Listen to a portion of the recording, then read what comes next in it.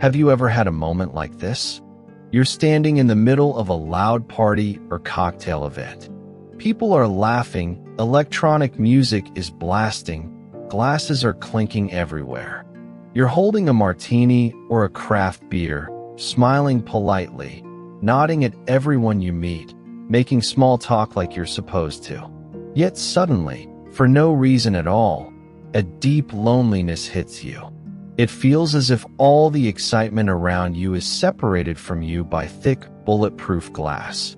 The flashing lights and glamorous atmosphere begin to feel fake, like the meaningless end credits rolling after a Hollywood movie.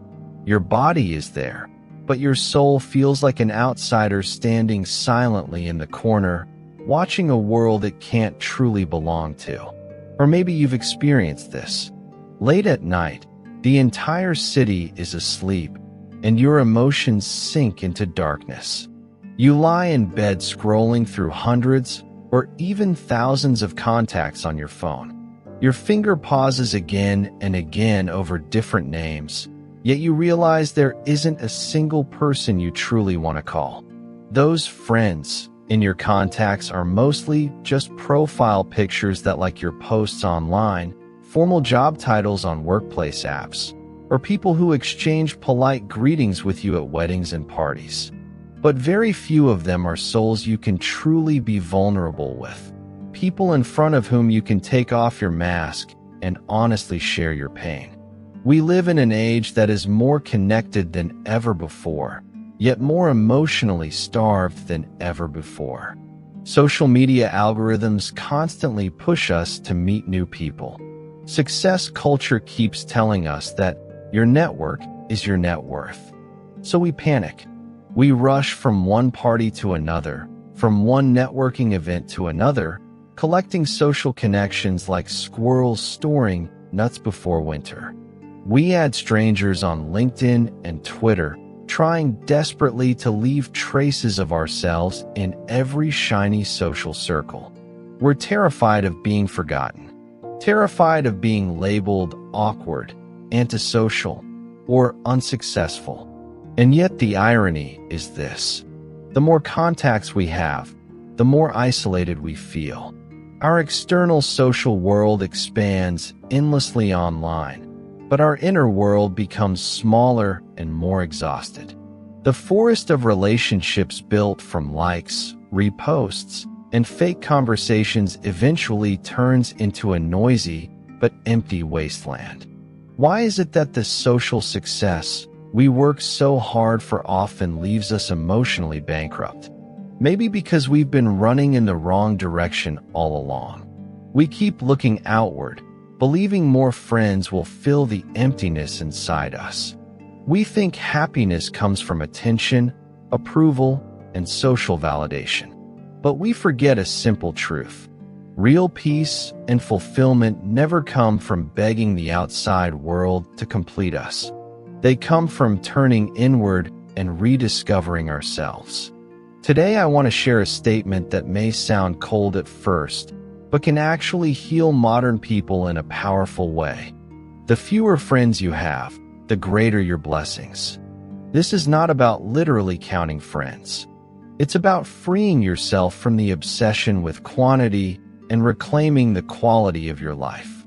The first thing we must understand is this. Many relationships drain us more than they nourish us. Think of your mind like a smartphone. A brand new phone can easily last all day. But if dozens of useless apps are running silently in the background, constantly refreshing, sending notifications, collecting data, your battery drains fast, even if you aren't actively using them. Human relationships work the same way. The dinners you never wanted to attend but forced yourself to go to for social obligations. The group chats filled with endless gossip and fake compliments. The shallow connections you maintain out of fear of offending people. These are background apps consuming your emotional battery every single day. You may have experienced this yourself. After a glamorous party, you come home feeling emptier than before. You spend hours trying to fit into circles that don't align with your values, saying things you don't truly mean just to gain acceptance.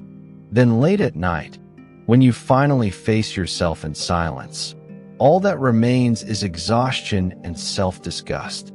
You spend your most precious resource, your life energy, on people who may never truly care about you, while neglecting your own heart and the people who genuinely love you. This is why we must learn to close background apps in our lives. We need the courage to step away from relationships that constantly drain us. We need to stop sacrificing our authentic selves just to fit into social expectations. Because until you stop feeding what exhausts you, your soul will never recover. At first, after cutting off unnecessary social noise, you may feel intense loneliness. Modern psychology even has a term for this: FOMO, the fear of missing out. Our society teaches us to fear being alone. From childhood, we're told that outgoing people succeed while quiet people fail. So we mistake solitude for weakness. But truly wise people understand something different. Solitude is not punishment. It is healing. Psychologists sometimes call it productive solitude. Imagine someone sitting alone in a quiet cafe early in the morning. They're not scrolling through emails or social media. They simply sit there, fully present, slowly drinking coffee, noticing the aroma, the warmth, the taste. To the outside world, this person may appear alone, but internally, they are deeply connected to themselves, to the present moment, to life itself. That is the true meaning of healthy solitude. It is not locking yourself away in darkness and giving up on life. It is consciously pulling your attention back from the outside world and returning it to your own soul. When you learn this kind of solitude, everything changes. Eating alone no longer feels embarrassing. It becomes peaceful. Walking alone no longer feels sad. It becomes freedom. Drinking tea quietly at night no longer feels empty. It becomes sacred. And slowly, you begin meeting the person you neglected for years. Yourself. For most of our lives, we spend enormous amounts of time trying to understand other people, impress other people, and gain approval from other people. Yet we spend very little time truly understanding our own hearts. Solitude becomes a reunion with yourself.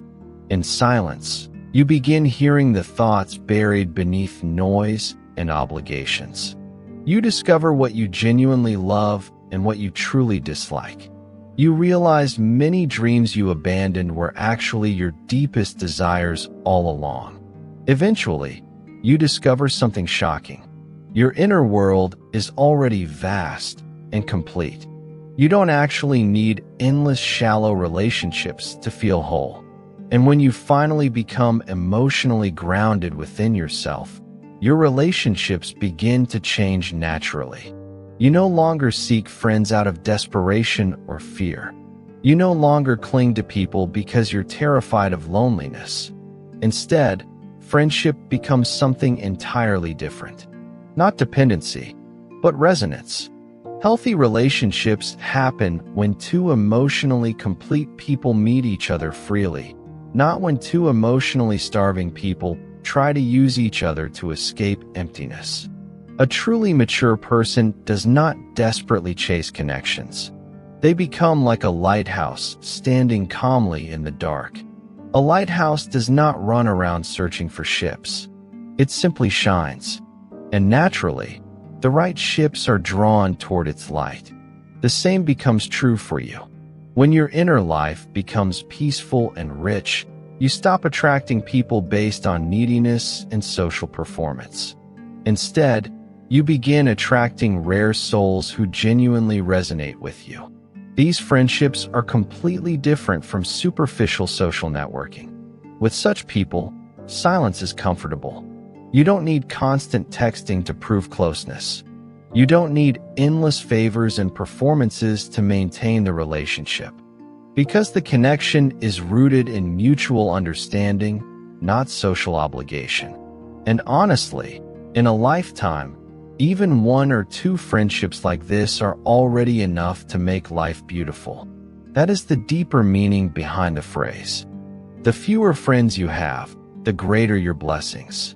What you lose are the exhausting, fake, energy-draining relationships.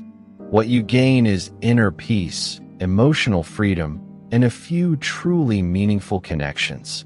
You stop begging the world for validation. You stop measuring your worth through attention and popularity.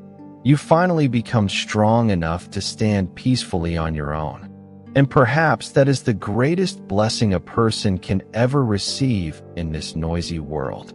To walk through life without fearing solitude, because your inner world has already become a home.